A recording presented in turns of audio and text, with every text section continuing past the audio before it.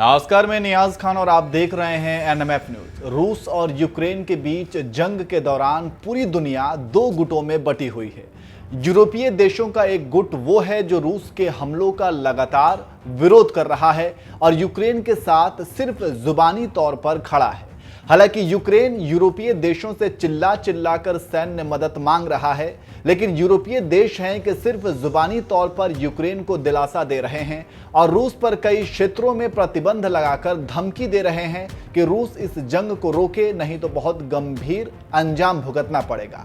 हालांकि वो बात अलग है कि रूस पर इसका कुछ भी असर पड़ता नहीं दिख रहा है। उल्टे रूस और आक्रामक तरीके से यूक्रेन पर हमले को अंजाम दे रहा है। वहीं दुनिया के दूसरे देशों का गुट एक और वो है जो रूस और यूक्रेन के बीच जंग पर खामोश है। उन्होंने न्यूट्रल रणनीति को अपनाया हुआ है। इस लिस्ट में भारत, पाकिस्तान, चीन, यूएई जैसे देश शामिल हैं जो अभी तक खामोश हैं। लेकिन इसी बीच अब खबर ये आ रही है कि सऊदी अरब के क्राउन प्रिंस मोहम्मद बिन सलमान ने कहा है कि वो यूक्रेन संकट को लेकर दोनों पक्षों के बीच मध्यस्थता करने के लिए तैयार हैं।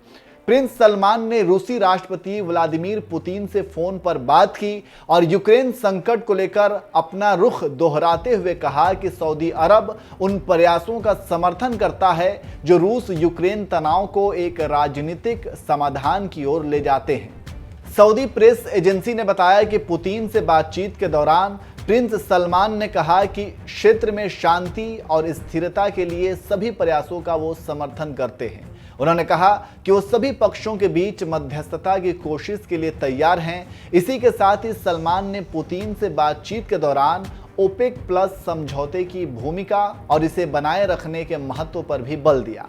आपको बता दें कि ओपेक तेल उत्पादन करने वाले खाड़ी देशों का एक संगठन है।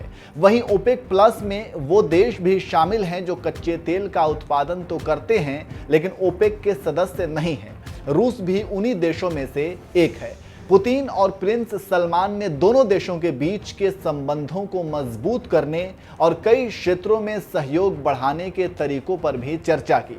यही नहीं, प्रिंस मोहम्मद बिन सलमान ने यूक्रेन के राष्ट्रपति जेलेंस्की से भी बात की। बातचीत के दौरान प्रिंस सलमान ने जेलेंस्की से कहा कि वो तनाव कम करने की हर कोशिश में सऊदी अरब उनके साथ है।